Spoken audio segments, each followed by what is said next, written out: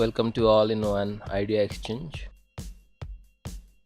How to hide and unhide Windows Explorer Ribbon, also for Office 2016. It is very simple for hiding this Windows Explorer Ribbon. First, you need to right click here and minimize the ribbon. Click on that. That's it.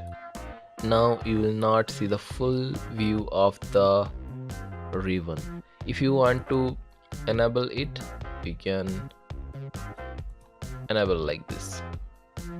If you don't want, you can minimize it. Okay.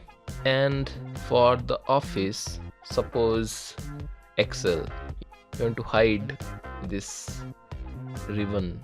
Same thing you can do with PowerPoint and Word also. You can click here and select auto hide or show, or the second option, show tab. That's it.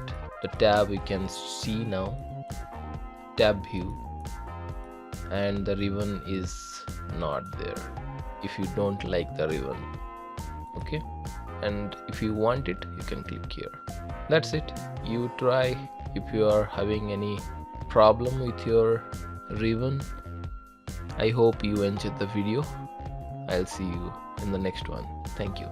If you like it, give a thumbs up to my video and comment and subscribe, please.